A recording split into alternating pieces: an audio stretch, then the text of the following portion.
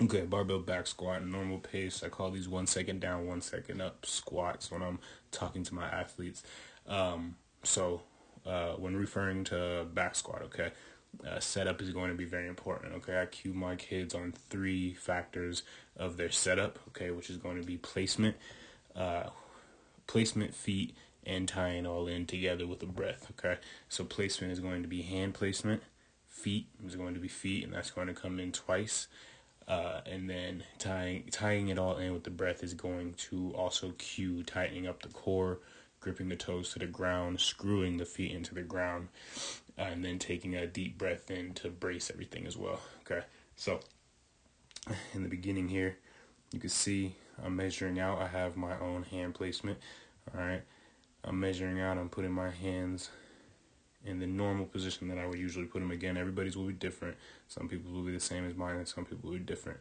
So from there, we get the shoulder placement. I have my own routine on doing this. Okay, everybody's going to be different. Again, it doesn't need to be cookie cutter and just be just like mine.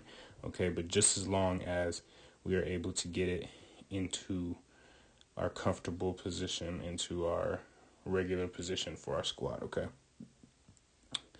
From there, we got our hand placement and our shoulder placement. So we got our placement done.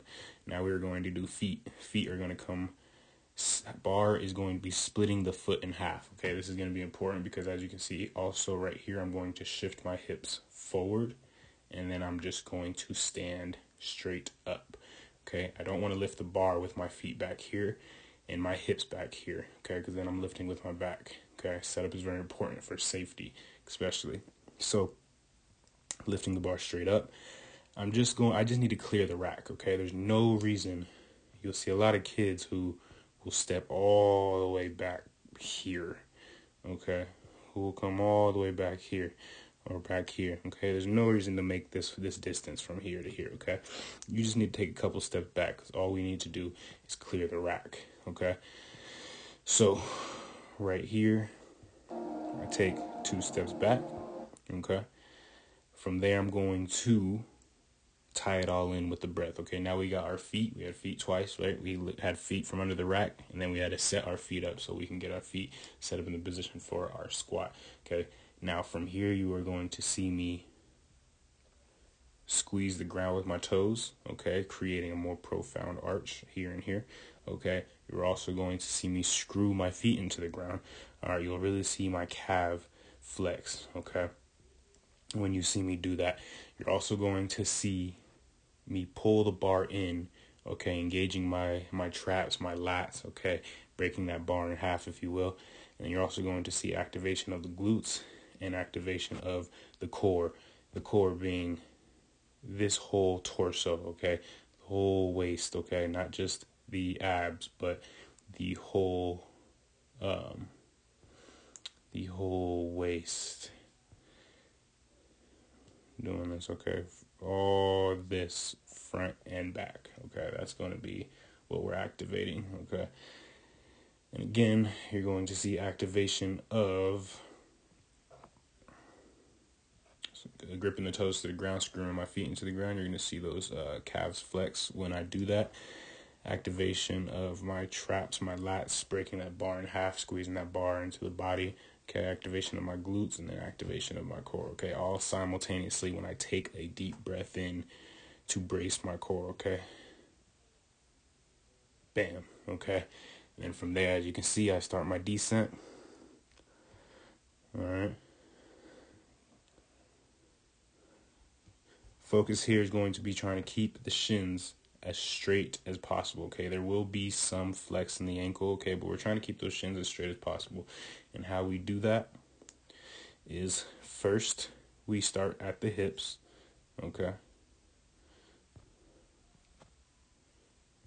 We start at the hips, slight pushback of the butt. From there, we start our descent, okay? Whatever part we start from is the part that loads up first, okay? So if we start from the knees are going to load up and take the brunt of that load, okay? Meaning we're going to put a lot of pressure on the knees, which we don't want. We want to put majority of that pressure towards our hips, our glutes, okay? So we're going to start by breaking from the glutes first, from the hips, and then descending. That's also going to make it so we can keep that shin as vertical as possible, okay? We get to the bottom of our squat, and then we're trying to drive straight up, okay? We want to try our best to keep this straight line as best as we possibly can, okay? Having that triple flexion here, here, and here, okay? Trying to keep that shin as straight as possible as we can. Again, keeping that foot flat, but we are screwing that foot into the ground, okay? Clockwise on this right foot and counterclockwise on this left foot, okay? What that's doing is going to create torque, okay? It's also going to help us brace, okay? It's also going to help us brace from the glutes, our hips, from everywhere. And then when we also try to break the bar in half, creating that torque as well, it's bracing our shoulders, bracing our upper body and everything as well, okay? The reason why screwing our feet in the ground is so important is because, as you can see, my knees are outwards, right? If my knees were straight forward or coming in, then I'm in a vulnerable position and I'm more likely for injury, okay? But from here, I'm structurally sound, so now all I have to do is drive up, back up to my vertical position, still tight, still screwing my feet into the ground. Clockwise here, counterclockwise there. Everything's still braced. Big breath in once again. Descent. Straight back up. Big breath in once again. Descent. Okay. Straight back up. Okay. Now I'm going to play it in normal pace so you can see every rep. I come back up and I re-brace. I screw those feet into the ground. I grip my toes to the ground, screw those feet into the ground, and then I come up from my squat. Be controlled. We're not dropping into the squat, okay? If you just drop into the squat, your joints, your knees, your hips, your muscles have to completely release and then catch your body, okay? They all have to tighten back up when you get to the bottom, okay? This is a method to be able to bounce heavy weight out of the hole, but in a long-term wise, okay, you're setting yourself up for injury, okay?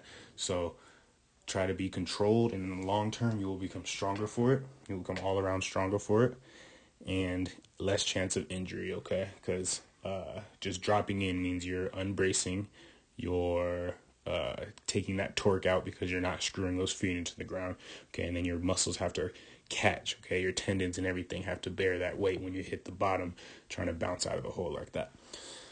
So that's barbell back squat, normal pace.